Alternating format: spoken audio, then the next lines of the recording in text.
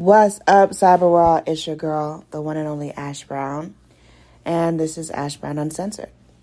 On this program, I talk a little bit about everything. It may be Ash Brown related, but it's probably pop culture related, honestly.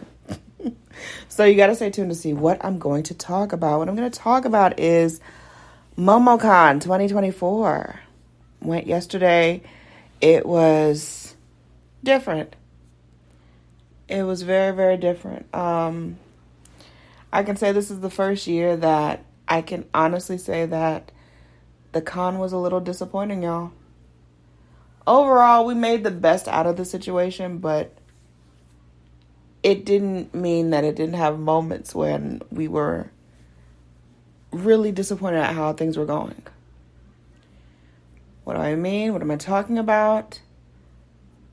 The actual convention itself, like as far as the dealer's room and the play area and all that stuff, where you can play games live and compete and all that stuff.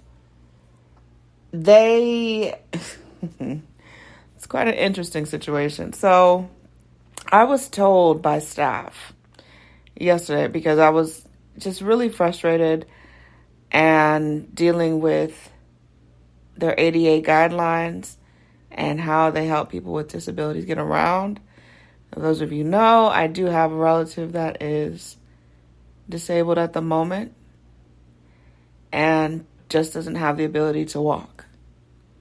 So you could imagine when there's multiple floors that you've got to go up and down to, and down and back again, and all around the left side, and it's a lot.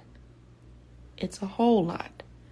So after we got to registration and she got her photo shoot done and everything, we went down to go to the dealer's room where all the other mayhem is going on, and pick up some stuff and, get something quick to eat and just kind of chill out for a minute.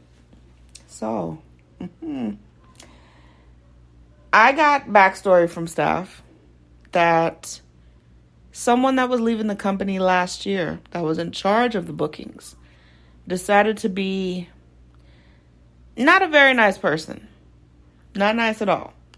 And they decided that they were going to book out halls A and B, which typically it's usually in B, but that's a whole nother thing.